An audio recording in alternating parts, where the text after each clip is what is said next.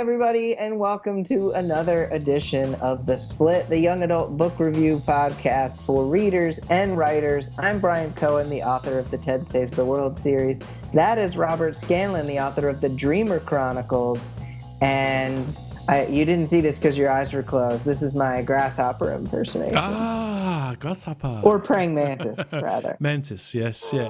And why would you be doing that? Pray. Because we're reviewing Grasshopper Jungle today by Andrew Smith. Of course we are. Man, this book took me back to when I accidentally unleashed a plague of locusts on the world in Ealing, Iowa. This cracked me up, and it was so funny, and I really enjoyed it.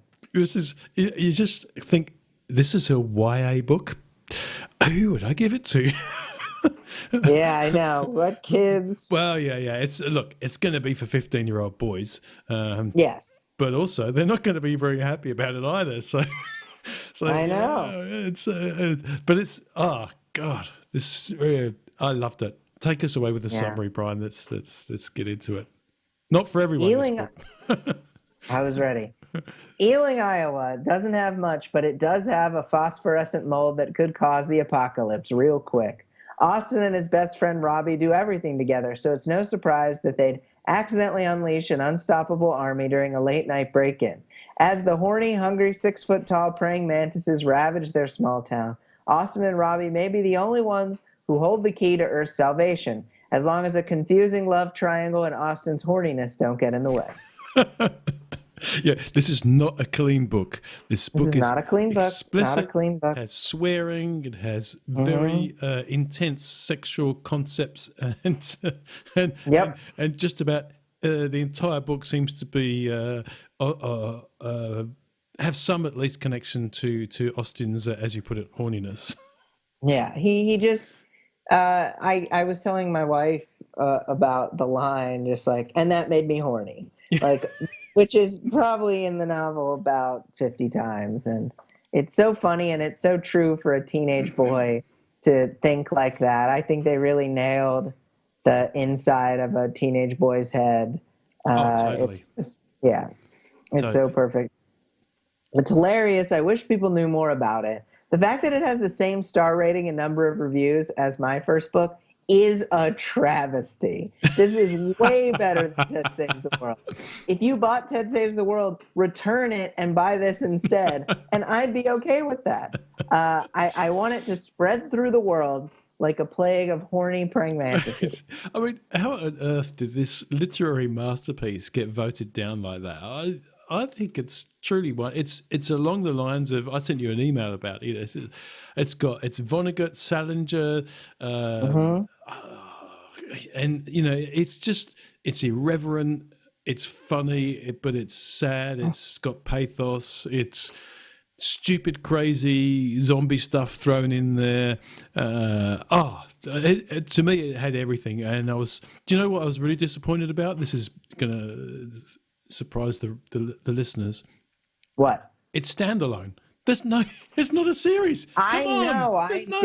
Well, it's relatively new. It came out last year. Yes. If enough people can beg him for a sequel, maybe there will be one. Although, given the epilogue, how do you write yourself out of that? Yeah. How do you write yourself out? But people have written themselves out. People have done that. Yeah. Well, as long as they don't jump the shark, then it'll be fine. Yeah. But and I have faith. I mean, in Andrew Smith's ability to do that, because of what he led us through in this. I mean, and it's interesting what you said about, and that made me horny. There's a lot of repeated lines in this, and a lot of reviewers hated it. So there's so much repetition in this book, and everything seems to be described as some sort of historical lesson. Yeah, well, that's because when Austin introduces it, he says, I'm writing this as a history.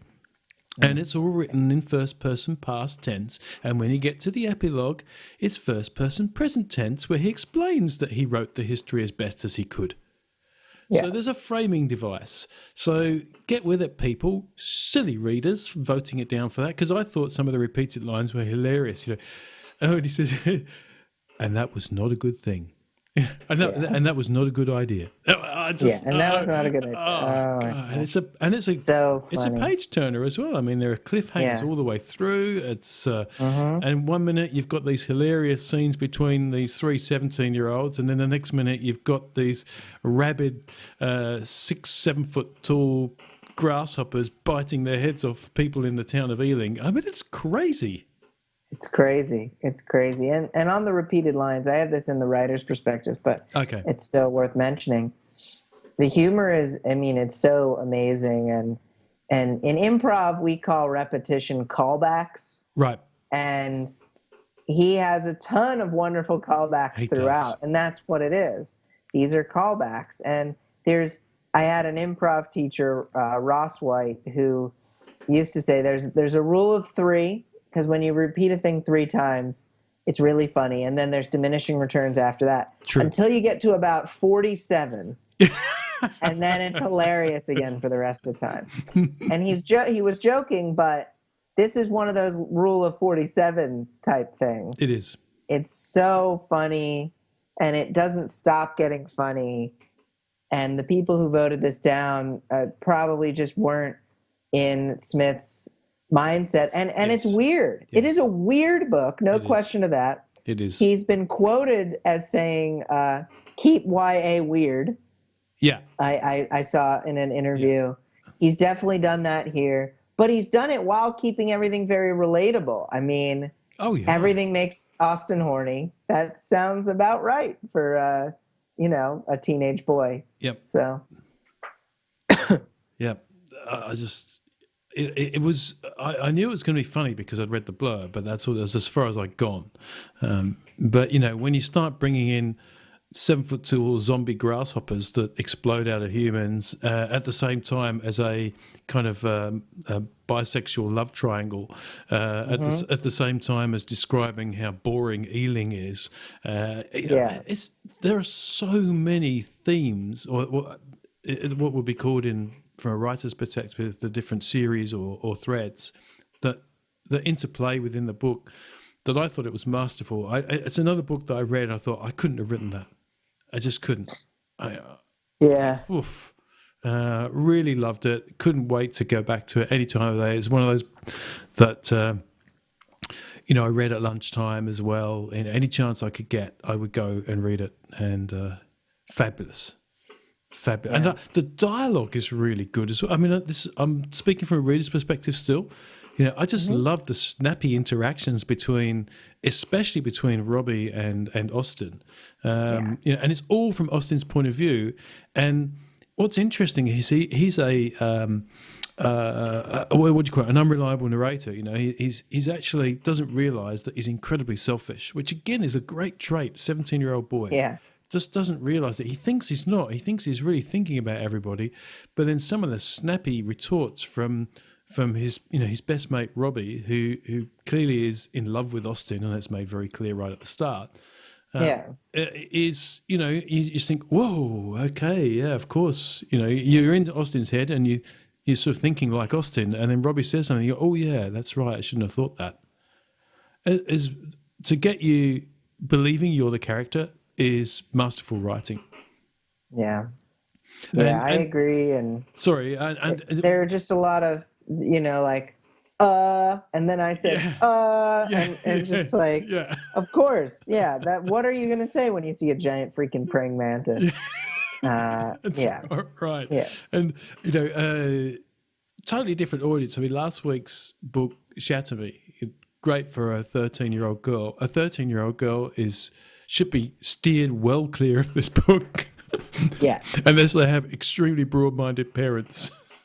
Yes, I agree with that. And I think speaking of broad-minded parents, I think some people obviously won't jive with, like you said, the bisexual love triangle. Yep. But I think it's a smart and modern twist that just gives the book one more element that sets it apart. And there's a lot of elements that set it apart. I found the 1970s film of crazy lab that created the plague. Sorry, spoilers, whatever. But that is so funny. Yes. That is so funny. And they're like running around on shag carpet, and they have boxes of cigarettes, and Yeah, guy says to breed, and oh my gosh, so funny.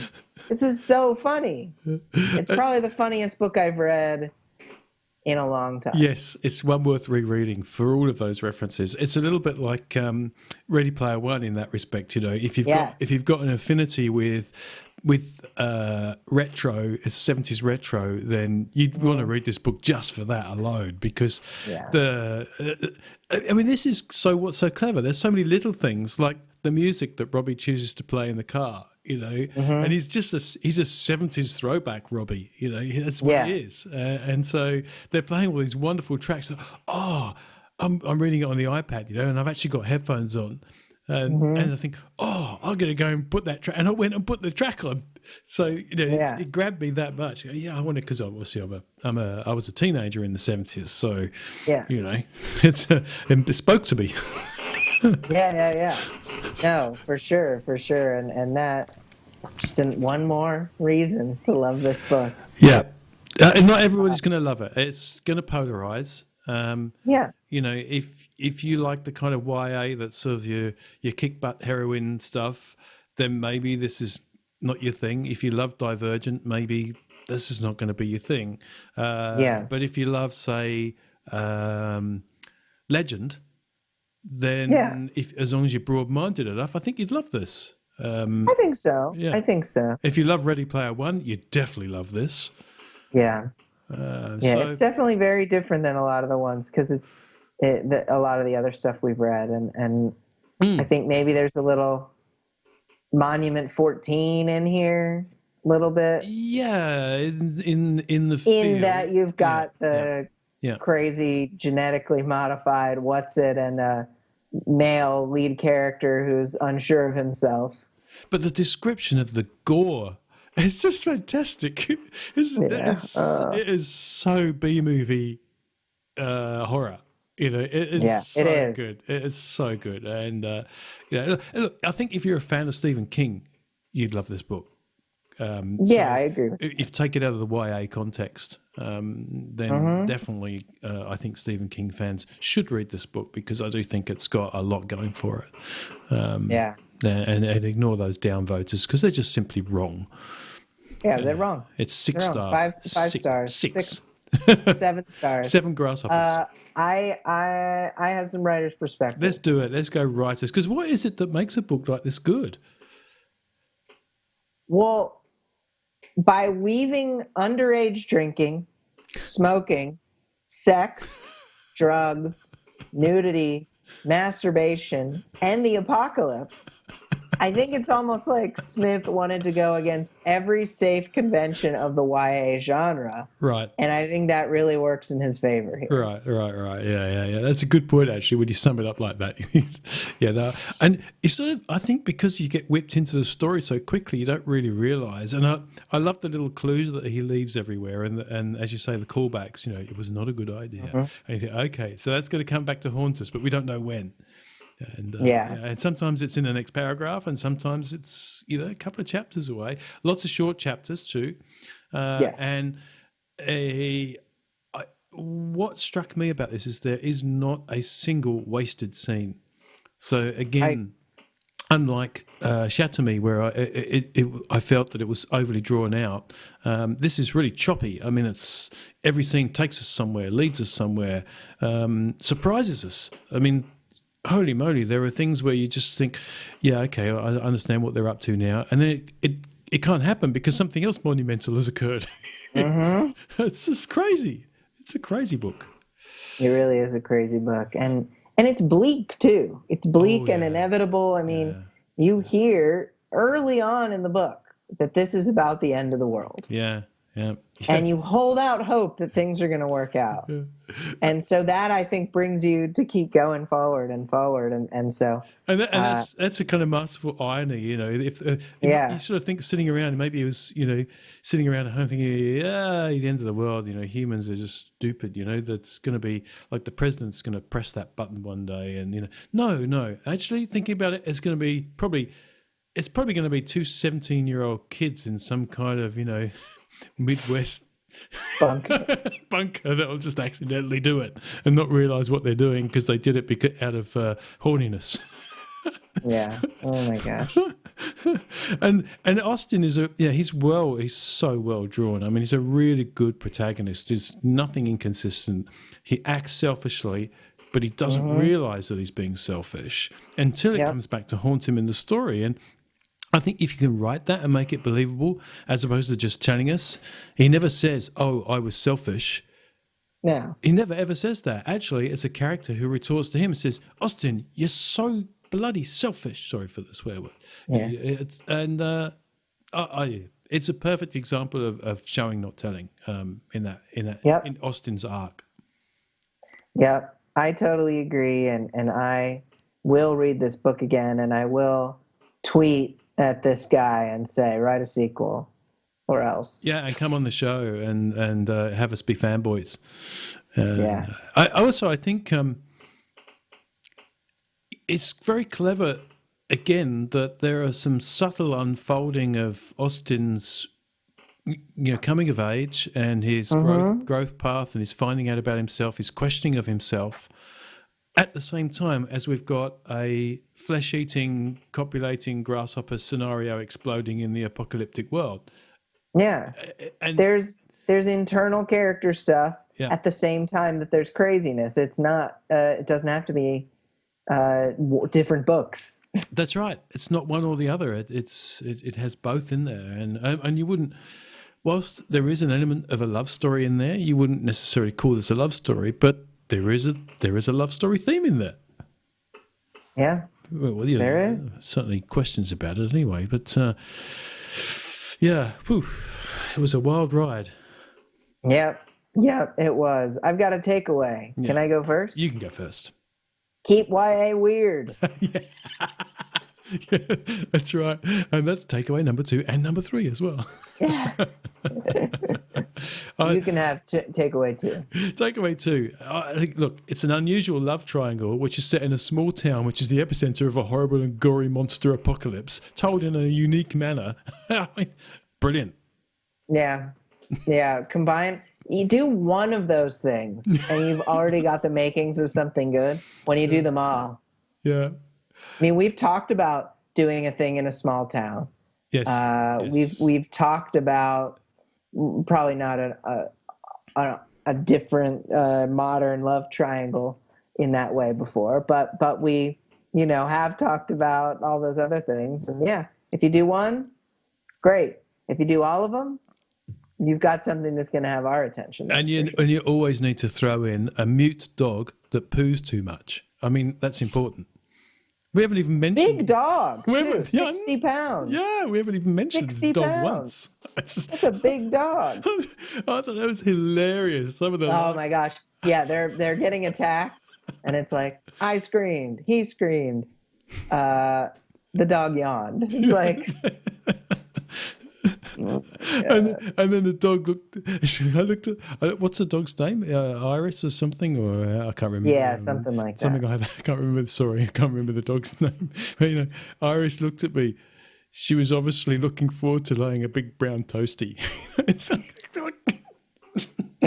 Oh my gosh! It's crude. It's rude. It's silly, but it's clever and deep and masterful. I think it's a great read. It wouldn't be a read in a school English class, unfortunately, because of the crude nature of it. But definitely. But it should be senior years, senior year. Senior years who are doing an assignment on keeping YA weird. Yeah, exactly. I've got a third takeaway, which is to use repetition as a humorous touchstone to go back to. The reviews going against this are surprising. I think repetition is so smart. It's necessary. Maybe they didn't like that he used it too much, but I think that he used it just enough for me. I've got a feeling, reading those reviews, that some people actually didn't understand the repetition and they thought it was a mistake. And so it leads me to think that maybe they didn't finish the whole book because, as you say, if you get the repetition 8 times, you just think, oh, God, that's just too much. But then you get it 20 times and it's connected with some humorous events. You go, I get what this is now. It's a callback.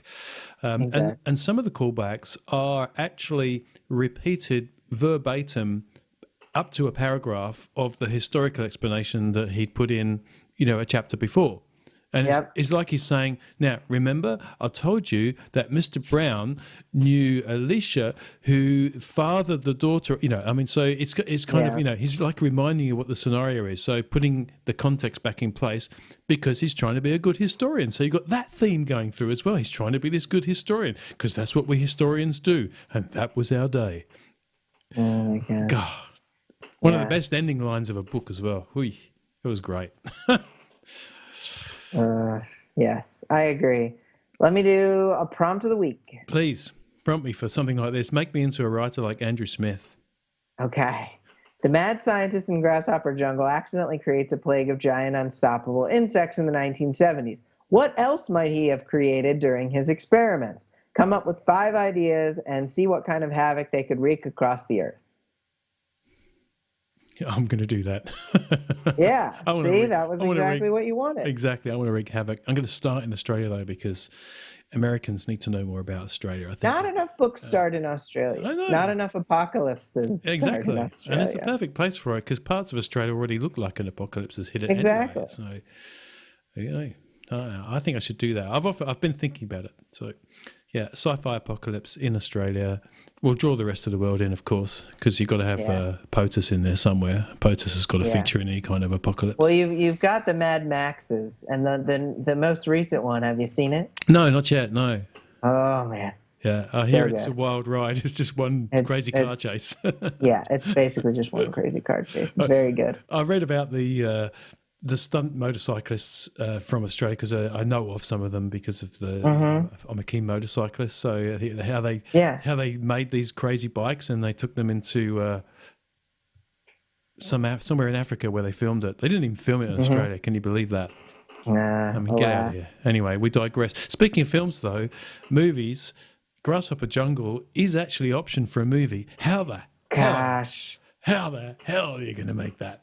That would be so good. It would be Sorry, I know I'm not supposed to be profanitizing. You're so profane. Yeah. If they can make it a great movie, then poof.